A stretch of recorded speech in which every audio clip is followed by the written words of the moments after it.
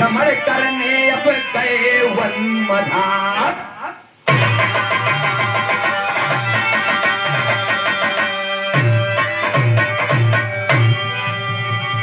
गौर करेंगे, एक रहस्यमयी बात मिलेगी अब तो, और प्रमाण भी मिलेगा लास्ट में, और आनंद भी मिलेगा दोस्तों। पूरे विरह का संदेह लेकर एक गजल का टुकड़ा संकेत करता है, कैसे कव्वाली के लाइन बा।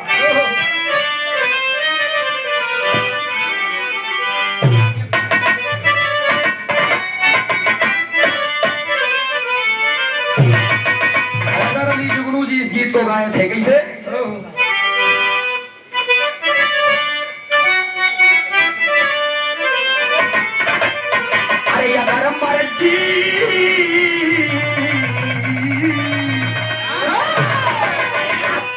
अगर मर्जी हुई मालिक मदीना हम भी देखेंगे,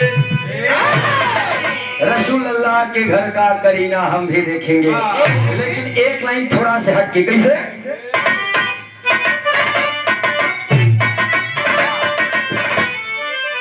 आये पलट कर, आये पलट कर रे, पलट कर, आये पलट कर, पलट कर देख ले जालिम तमन्ना हम भी रखते, हम भी रखते हैं।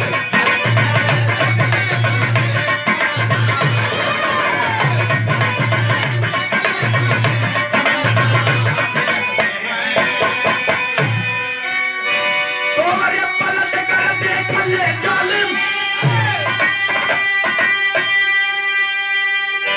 ये तमन्ना हम भी रखते हैं रे, तमन्ना हम भी रखते हैं। अगर तुम हुस्न रखती हो तो जवानी हम भी रखते हैं, हुस्न रखती हो तो जवानी हम भी रखते हैं।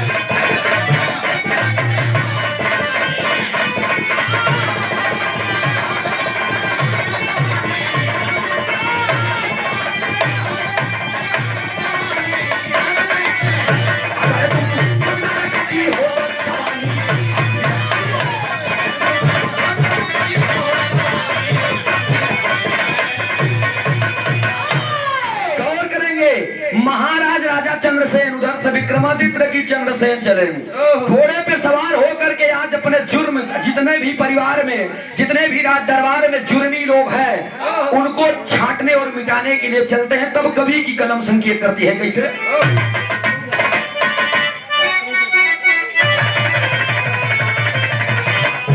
अरे मिटा दे, अरे मिटा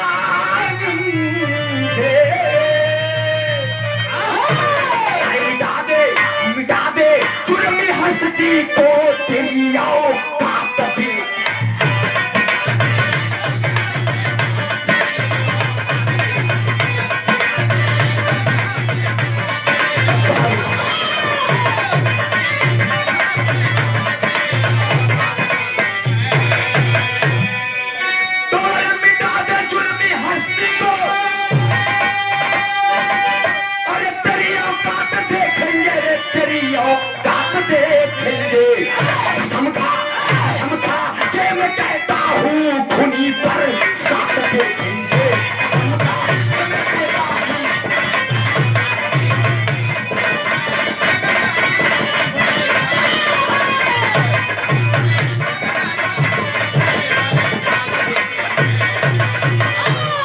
तमाम जुर्मी और दरिंदों को हटाने के बाद महाराज राजा चंद्रसेन जंगल में पहुंच गए। जब जंगलवा में पहुंच गए, घोड़वा के बांधे, घोड़ा के बांधे के बाद गौर करेंगे आप, घोड़ा के बांधे के बाद आकाश भैया चक्का के बियाबान जंगल में, बियाबान जंगल में जब गए देखें का एक पेड़ रहे पीपल के, हुई पेड़वा के नीचे एक नागिन नाग नृत्य करते रहे। गौर करेंगे, गाने वाला बेहतर नहीं होता है, सुनने वाले बेहतर होते हैं दोस्त। हम चाहे जितना लबल लबल गाई जाई, लेकिन आप सबके अगर समझ में नहीं आवे तो हमका विराह गाँव व्यर्थ है। गौर करेंगे आप, गाँव कम पर समझाओ ज्यादा। ए भैया हो, एक नागिन नाग राजा चंद्रसेन देख रहे हैं। जब नागिन नाग राजा चंद्रसेन देखें तो कहें यार इन्होंने बहुत गजब नृत्य करते हैं। नृत्य माने डांस करना। अच्छा जब डांस करत देखें तो वही चुप्पे से लुक गए। लुके के बाद सोचे थे इतना बढ़िया नाचत बा। हाँ हिया का मिली, हिया कुन न मिली। एक काम करें निकल लाई चली अपने महल में, अपने राज दरबार में हुआ अगर नचे इतना इतना धन मिली। पावन के बाद छोड़ा 56 प्रकार के भोजन करे के मिली। अच्छा ये भैया हो इतना सोच के नगिनिया नगवा के लगे सोचे अब चली। जैसे चले नागिन नाग देखते ही मान वही के नीचे बिल रहा हुई बिलिए में घुस गए। जब बिली में घुस गए तब इंतजार करत है। निकला अब निकला निकलबे न करे। वही पिपलवा के पेड़वा पे चढ़ के राजा चंद्रसेन बैठिए। अब बैठे के बाद वहीं से देखा था अब निकल जा अब निकल जा। तब नजम के लाइन में बताओ गया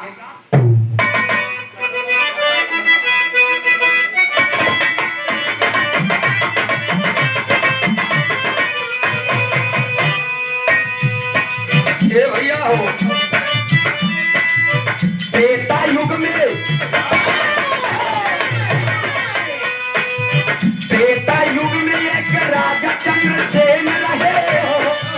भक्तों खातिर अपने भक्त सर्वसेन रहे।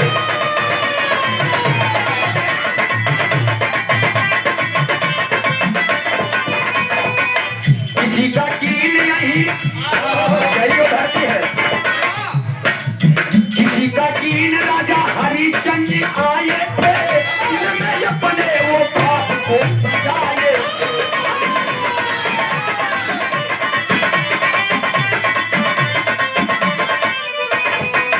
यही वो धरती है, यही वो धरती जहाँ तुलसी और कबीर हुए। किसी का कीन सिया रामचंद्र फकीर हुए।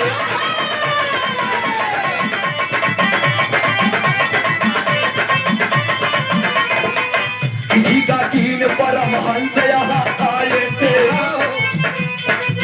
चारों ओरी अपने माया को दिखाए थे।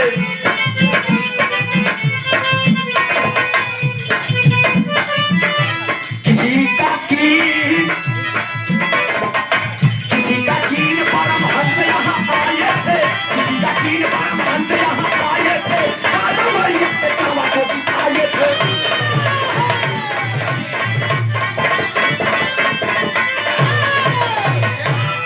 भैया हो ये वो धरती है जहाँ राजगुरु पैदा हुए। यही वो धरती है जहाँ पर अच्छे अच्छे नेता अभिनेता भगवान देवी देवता तमाम लोग जन्म लिए। लेकिन गौर करेंगे कहानी पे।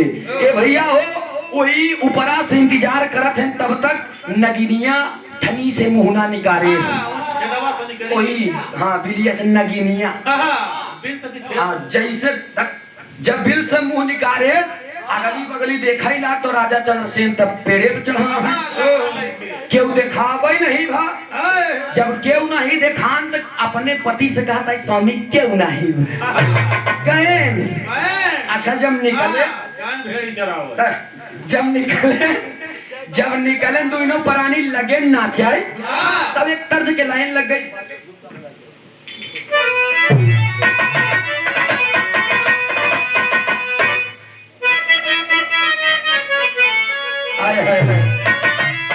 नीलम की नहीं कोनो नई नोदर दुल्हन रही। अब पुरनिया दुल्हा पाए रहा है। दुल्हावा होगा बेचारी के रोज ऊ बेचारी इतनी से चट्ठा मिठा में रहा चाट चाउमीन चाहिए। लेकिन ऊ बेचारा का करे कहीं जानत या कहन का जब टिकुली लेके आवे बाजार से तो ठंडी भरे के लई आवे अपने माई हरन के जैसे देखे रहा है। पुराना जमाना हाँ वो आज ओन बमा की जगह पगलाना है। आजकल के मेहरारूअन में उत्तम में बहुत अंतर रहा। पहले के मेहरारू रहे पूरा मांग भर के सिंदूर लगावे गोट के ताकि बुढ़ऊ दादा आजा बाबा 100 साल 150 साल जिए थे। आजकल के बिटिनी तो तनी के टीक ले दिया है। जल्दी जा घाट दूसरे खिया जाए। तोहार वाले कितना ठीक है आगे वाले पीछे तक। भैया हो पहले के मेहरारू अठन्नी भरे के टिकुरी लगावत रही ना आजकल तो सरसों से छोट कौन आई जाए ओका पाँव जब तक के टीक लगा नहीं हम सही है ना लेकिन गौर करेंगे इधर कोनो मेहरारू अपने मर्द से कहा बका कहे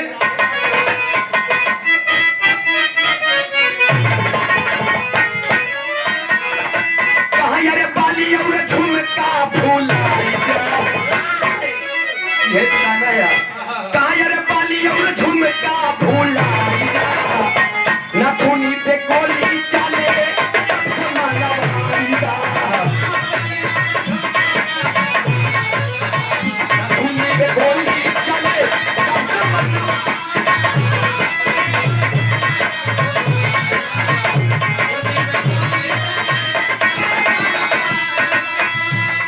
लेकिन गौर करेंगे बाबूजी महाराज राजा चंद्रसेन नागिन और नाग से ऊपर से आदेश देते हैं कि है नागिन नाग अरे जितना बदसलूकी बदतमीज हमको आप समझ नहीं हो मैं उतना हूं नहीं आप सब मुझसे डरिए मत मैं तो आप लोग की भलाई के लिए यहाँ पर आया हूँ मैं ये सोच रहा हूँ बात सुन के जैसे बिल में घुसना चाहते हैं तब तक रुक गए कोई अच्छी बातें बता रहे हैं बताएं कि किस लिए डर रहे हैं बतावत बाका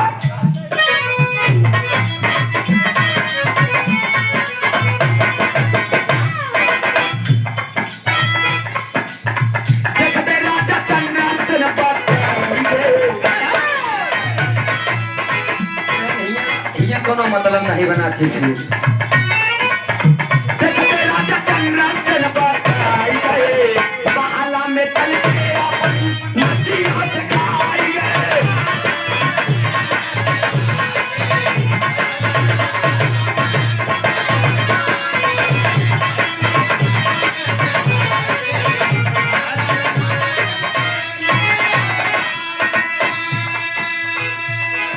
नागिन डरने लगी कि राजन बार राजा चाल खेले लगे लेकिन राजन उतर करके पेड़ के नीचे दोनों के सामने बात कर रहे हैं कि अरे नागिन नाच यहाँ पर नाचने से कुछ नहीं मिलेगा मेरे महल में नाचोगी तब तक नगवा बोल दे कैस कहा मिली तो ओरे महल में बतावत है नंदरे में का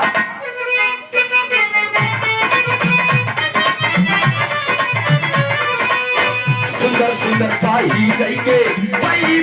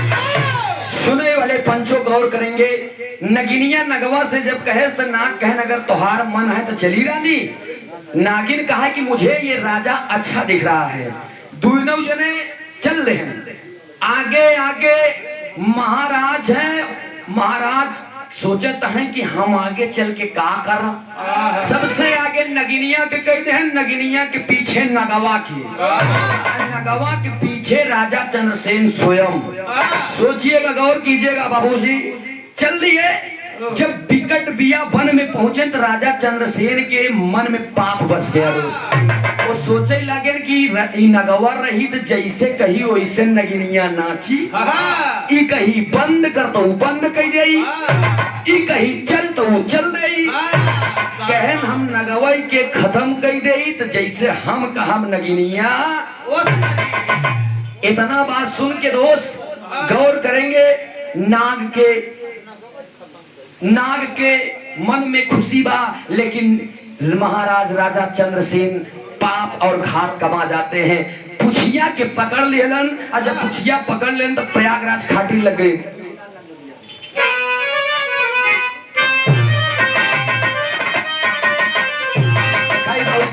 यही आजा बाबा के जमाने किया।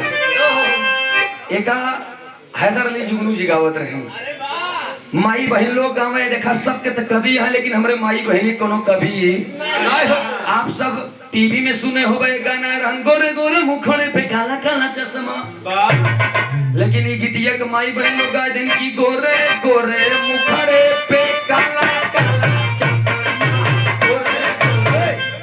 लेकिन गौर करेंगे आप सब, हमारे माई बहन लोगन के गीत है स्वर्गीय बाबू राम आधार जी के जमाने से चली आई। कौन गीत मास्टर साहब?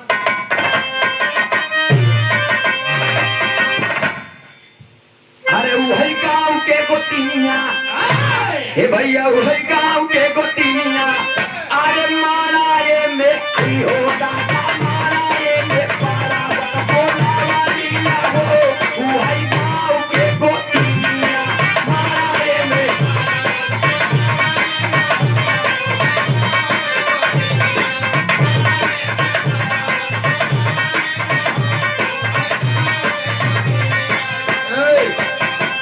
लेकिन गौर करेंगे दोस्त, लवकुश चरित्र में आप सब सुने हुए हैं,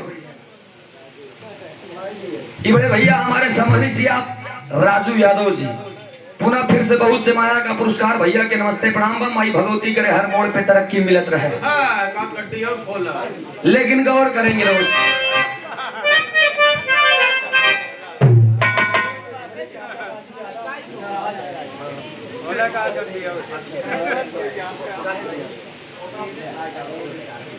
चाहे जो हम अपने छोड़ दी, नीरज भैया के चाचा राजू यादव कहा नाराज रहे, हम मनाए के लेके आए। अब हम पूछते काहे बिना, तो कहता चाहे जवन जोड़ के बताए थे, बताओ अब हम लोग बताए थे ये भाई गिरैया जरूर है, ज्योतिषी नहीं है, काहे गुस्सान रहन अब वो जाने, लेकिन आयन तो हम खुशी है भाई, एक तो माल दें, दूसरा नंबर अच्छे से सम्मान दें। कहना पड़ा दोस्त, कहना पड़ा किसे, अरे दूठी नान जोगिया। लवकुश चरित्र में आप सब पढ़े होंगे दोस्त, हैदर अली उस्ताद कहा करते थे कि दिल का सोना साज तराना ढूंढेगा, अरे दिल का सोना साज तराना ढूंढेगा, और मुझको मेरी बात जमाना ढूंढेगा। जब पढ़वे तब जनवे दोस्त, कहना पड़ा कैसे, अरे दूठी नान जोगिया, तू है पेड़ावा में घोड़ा,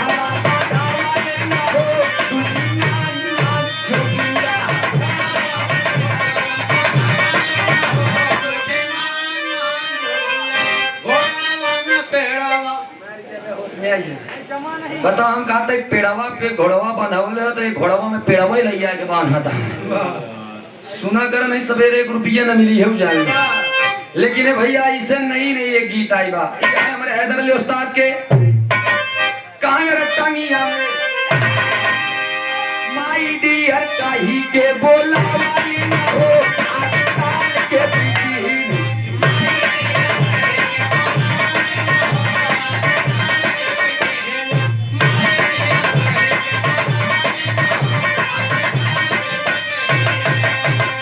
लेकिन गौर करेंगे दोस्त, इधर कहानी पे महाराज राजा चंद्रसेन जी करते हैं क्या, अरे पूछिया के पकाड़ा ना चावले हो, वही बन के भिड़ैया, पूछिया के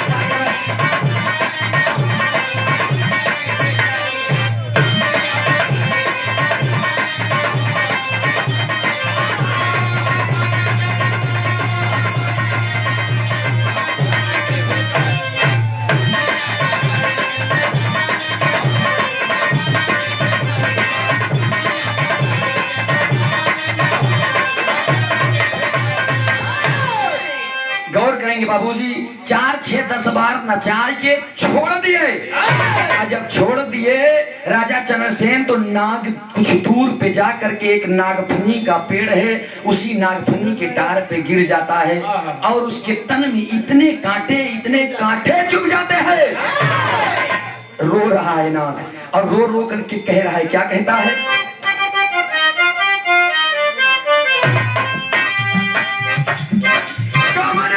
गलती जवन कैला नहीं माफ हो,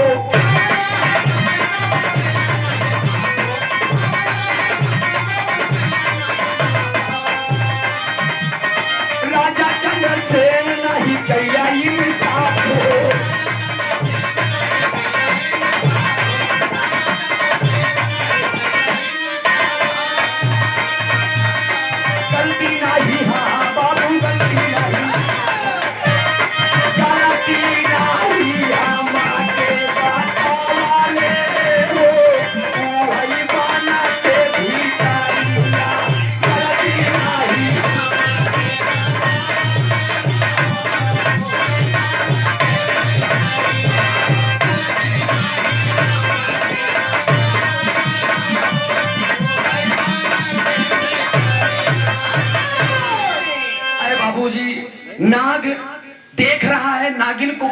के बुला रहा है अपने अर्धांगिनी को, लेकिन आवाज वहां तक जा नहीं रही है। नागिन अपने अरे बोल रही है कि स्वामी, जब हम आप वहां पर बहुत सारा धन इकट्ठा कर लेंगे, जब आप कहेंगे तभी आएंगे, नहीं तो महाराज से किसी कोने में स्थान ले लेंगे कि नहीं स्वामी। स्वामी का जवाब नहीं आ रहा है। राजा चंद्रसेन स्वयं कह रहे हैं हाँ। चंद्रसेन जी उंकारी भर रहे हैं। धीरे धीरे धीरे धीरे जब स्पेशल वाली बात होला, नागिन कहे लेकिन नाग है नहीं, और राजा चंद्रसेन जवाब गलत दे दिए। जब जवाब गलत दे दिए तो कहना रे स्वामी क्या हो गया है आपको, चले जा रहे हैं। लेकिन जब पलट करके देखती है नागिन, तो आज उसके पीछे उसका स्वामी नाग नहीं है, वही दुष्ट पापी राजा चंद्रसेन है। और थोड़ा सा नजर घुमा करके देखती है तो कुछ दूर पर एक नाग फनी के तार पे कांटों से चुभा तन लेकर के उसका स्वामी, उसका सुहाग और नाग पिलक पिलक करके अपने प्राणों को चार दिया था। और करेंगे दोस्त, वापस हो करके दौड़ते दौड़ते दौड़ते दौड़ते अपने पति के पास में जाती है और पति का अपने सिर चूम करके सोचती है कि अगर सांस आती हो तो मैं अपने स्वामी से एक लास्ट बात कर लूं। लेकिन गोदिया में लेके जब देखत बा, तब तक नाग अपने प्राण पक्षियों को छोड़ दिया था। ए भैया हो, नगवे के लेकर के टेरी के लाइन में कहल गई, दादा हैदर अली उस्ताद के टेरी बा कैसे।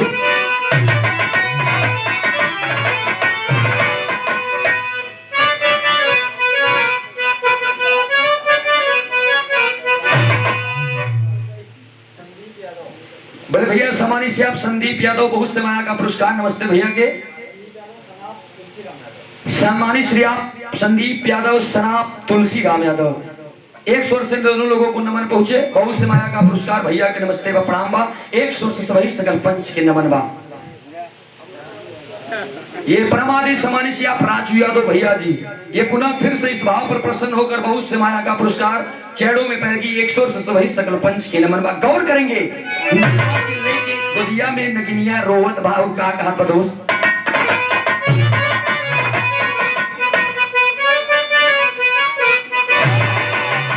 अरे बरसई बरसई नजरिया, बरसई नागिन के सुना, बरसई बरसई नजरिया।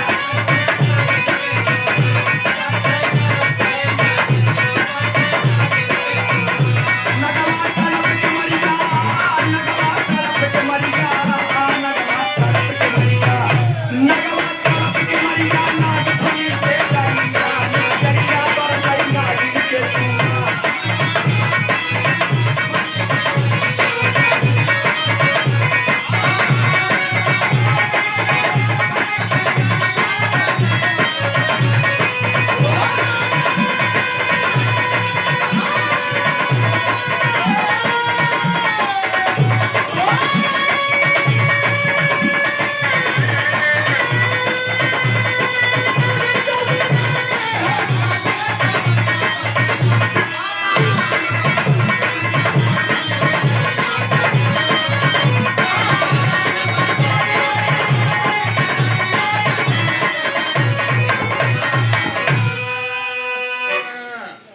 नगवा तड़प के मरिया, नाग फनी के डरिया, नजरिया बरसे नागिन के सुनो।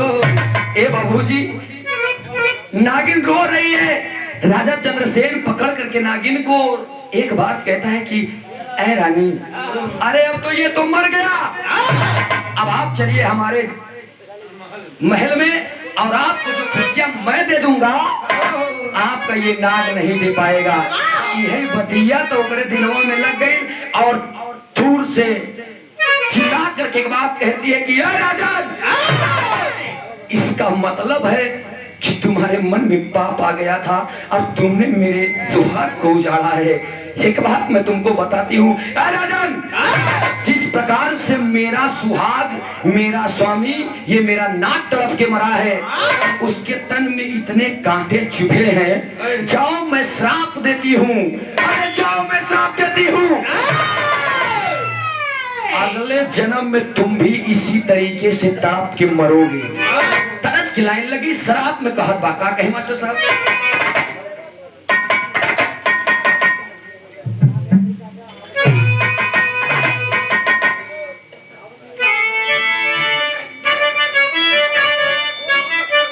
आए हाय बस 2 मिनट और। ए भैया हो, नगिनिया कहत बा, कब मेरे सुहाग को तुमने उजाड़ दिया ना, क्या मिला तुमको? मेरी खुशियां उजाड़ कर क्या मिला तुमको? तरस की लाइन लग गई। कौन तरस की लाइन बा?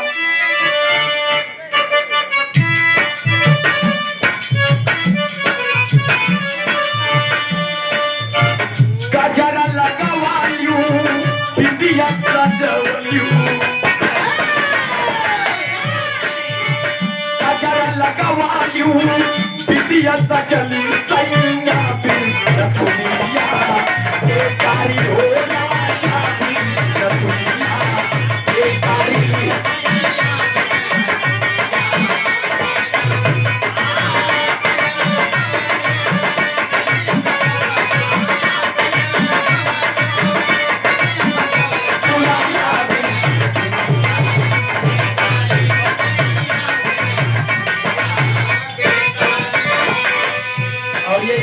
प्रसन्न होकर पुनः हमारे राजू भैया फिर से बहुत से माया का पुरस्कार। भैया के नमस्ते प्रणाम बतोहरन बलबूते हम लोग गौते हुई है। लेकिन गौर करेंगे आप सब दोस्त, नगिनिया कहा था, कैसे कहे? विधवा बनैला,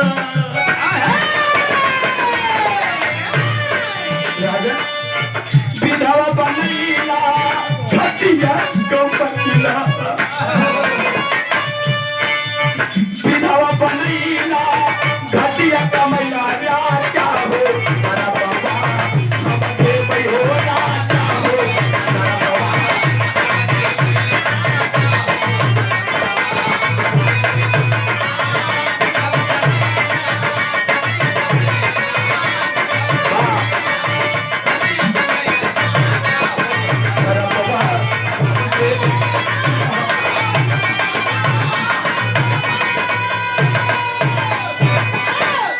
विधवा बनैला, घटिया तू कैला, राजन हो सरपो हम दे भाई। राजन कहे, अरे तुच्छ नागिन हो करके मुझे श्राप दो की। नागिन की आंखें लाल हो गई है और नागिन कहती है, क्या कहती है?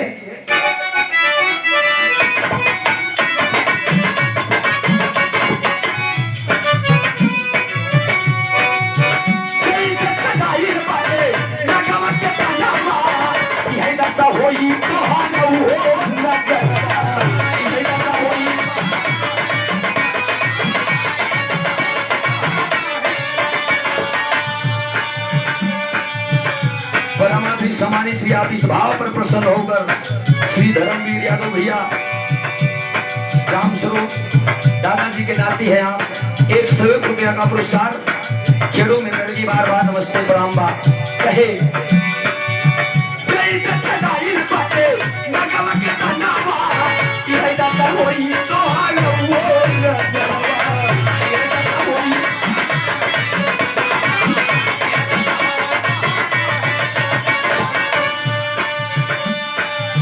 सिंधु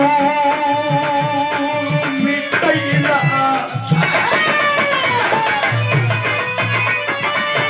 सिंधु मिटैला, सुन बनैला, सिंधु मिटैला, सुन बनैला, राजन हो सरपवा, देव राजन हो सरपवा।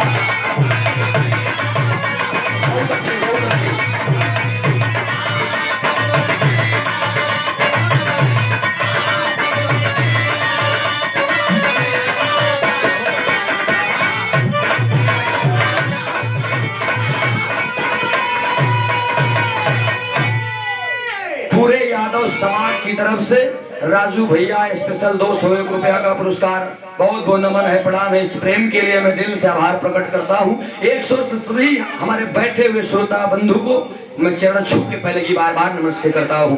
गौर करेंगे आप, श्राप तो दे देती है। अच्छा, जब श्राप दे दी नागिन, वहीं से पलट करके पुनः अपने भवन की ओर जाती है और राजा चंद्रसेन घोड़े पर सवार होते हैं और मनमलीन हो गया, पहुंच गए अपने महल में। घोड़े से उतरते हैं, धीरे धीरे धीरे धीरे शयन कक्ष में जा करके बैठ गए। रानी साहिबा जा करके सामने पूछती है कि अरे राजन, अभी तो आप खुशी खुशी गए वन में शिकार खेलने के लिए, लेकिन ये मन आपका मायूस क्यों हुआ? राजन कहे कि मेरी अर्धांगिनी हो तुम, मेरी धर्मपत्नी हो तुम, जीवन की सच्चाई में तुमसे छिपा नहीं सकता। बुला करके अपने करीब बैठा करके तब उतनी समय पहपट खिलाई में बताओ थे, का बताओ थे?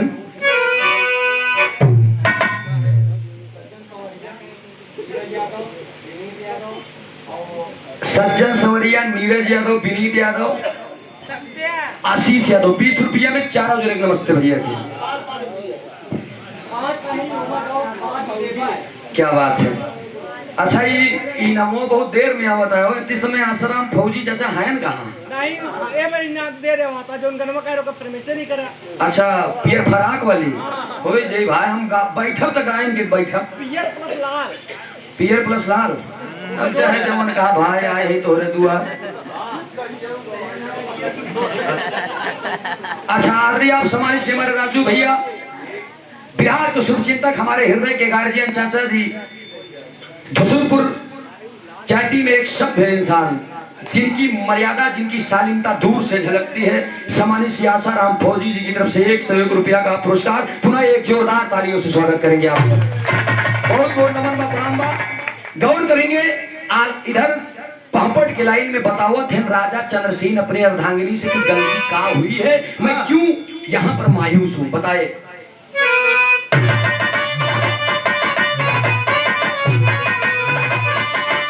कहे अरे नाग के मारा हम आज पारा नवादा नवा पीछे में, अरे नाग के मारा हम आज पारा नवा पीछे में, तो है बताई रानी हो दस्तनवा बनवा पीछे में।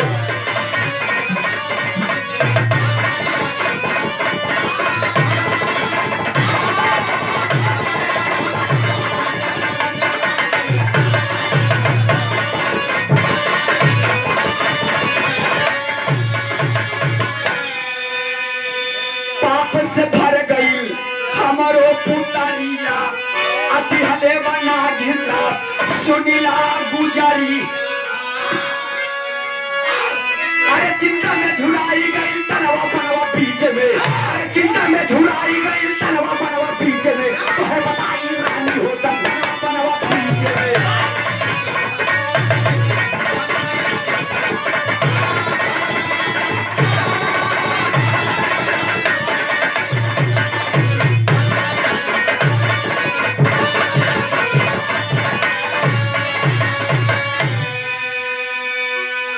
रानी साहिबा सिर को दबा रही और कहती है राजन, आपने गलत कदम क्यों उठाया?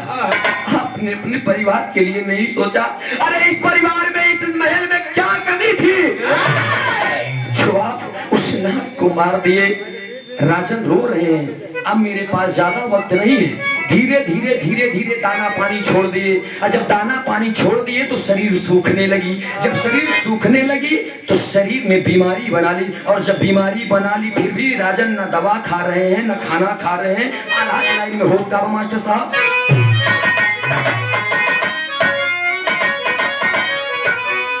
आए हाय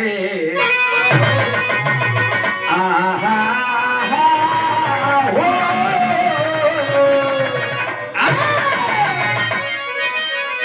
चिंता में झुराई गईले, चिंता में झुराई गईले राजन के तनवा पंचो, धीरे धीरे देहिया सब होई गईले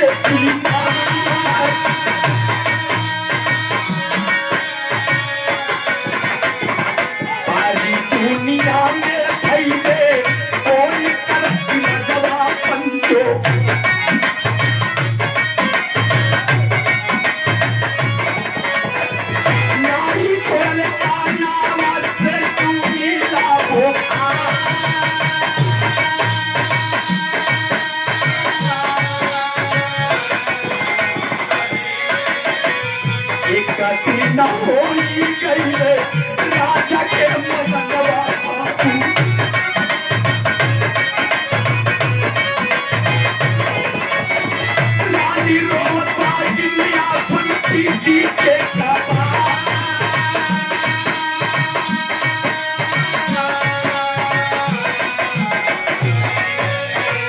बात के समझ लाए भैया। धीरे धीरे धीरे धीरे राजा चंद्रसेन के पूरे शरीर में सूख गई, बुखार पकड़ लिया, दवा नहीं खा रहे हैं, खाना नहीं खा रहे हैं, पानी नहीं पी रहे हैं। एक हफ्ते के बाद पैरासीटामोल खा ले। एक हफ्ते के बाद इस दुनिया से महाराज राजा चंद्रसेन चल बसे। और जब महाराज राजा चंद्रसेन चल बसे, वही राजा चंद्रसेन जो त्रेता के थे, द्वापर में उनका किसका अवतार होता है? भीष्म पितामह जी का। भीष्म पितामह सरसैया पर लेटे थे, गौर करेंगे आप सब। इतने उनके तन में बाण चुभे हैं, इतने बाण चुभे हैं। अर्जुन, धर्मराज, नकुल, सहदेव तमाम लोग वहीं पर बैठ करके रो रहे हैं। द्रौपदी हंस करके ठट्ठा मार करके बोलती है, कस दादा भीष्म पितामह जी क्या हाल है? तब उतनी समय, गौर करेंगे यही हमारे विरह का निचोड़ है, उतनी समय भीष्म पितामह जी पूछे कि बहू द्रौपदी, आखिर सब तो रो रहे हैं, तुमने हंसा क्यों? तब वो हंसने के कारण बताई कि स्वामी, आज इतना बाण तोहरे तन में चुभा का बड़ा दर्द होता है। अगले जन्म के याद करा, जब तू राजा चंद्रसेन रहा, हम रहे नागिन, और नाग कौन और नहीं, ये अर्जुन रहे, जेका आप नागफनी के डार पे फेंक दे रहा, हम श्राप दे रहे, जितना कांटा चुभा रहा उनके, उतनी बाण उतना तीर तोहरे शरीर में चुभी है। ये हमारे विरह के निचोड़ रहा दोस्त। दादा भीष्म पितामह जी कहे कि मुझसे जो गलती हुई उसके लिए मैं क्षमा प्रार्थी हूँ, क्योंकि चला तो जा रहा हूँ इस दुनिया से, लेकिन आपका श्राप अटल था, अमर था, और आज वही आपका श्राप हमारे साथ में भी थी, हमारे साथ में उतरी। बड़े भैया सम्मानित श्री अपराधु यादव जी की तरफ से बहुत समाया का पुरस्कार। नमस्ते भैया के प्रणाम। वक्त खड़ी की लाइन में बताओ गए।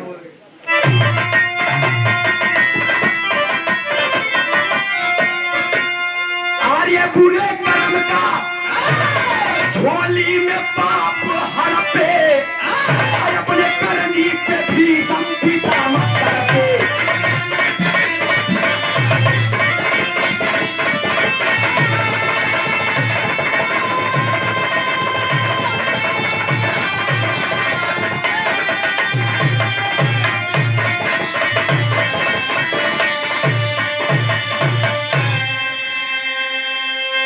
बड़ी भारी गलती भइले बना के भितारिया। प्रदीप यादव, तुलसी राम यादव, अच्छा सनाब राम स्वरूप ना हो, पौत्र, अच्छा पौत्र राम स्वरूप। दादाजी की तरफ से, भैया की तरफ से बहुत समय का पुरस्कार। नमस्ते प्रणाम। एक मिनट देखा भैया, गावे बजावे में कोनो त्रुटि हो जाए क्षमा करिए, काहे कि ज्यादा चलने वाला जिस तरीके से थक जाता है, वही प्रकार से ज्यादा बोलने वाले से कुछ न कुछ त्रुटियां हो जाती है। ज्यादा बोलने वाले मार भी खाते हैं। अच्छा तो यहाँ बोलत के ज्यादा तो नीलम राज, हम नीलम तो एक दाई छोड़ देते हैं, चार दाई चिचिया तो तू लोग पीछे लगा रही थी। आप बुरे कर्म का झोली में पाप हड़पे, अपनी करनी पे भीष्म पितामह तड़पे। यही हमारे विरह का संदेश। दिहल बड़ी भारी गलती भइले बनवा के भीतर लिया, आर्य पूरा भइले श्राप जवन दिहल बुझा लिया।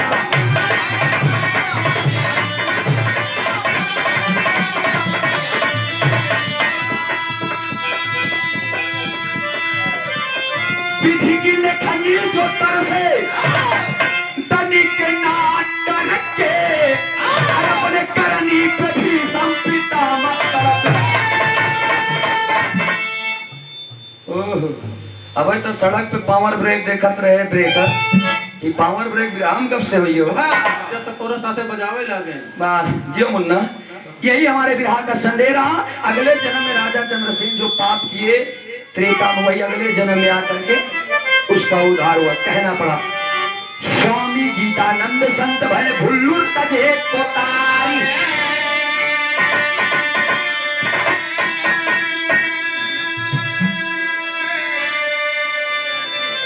रामधार दादा स्वर्ग में गईले, राजा राम की बलिहारी हो।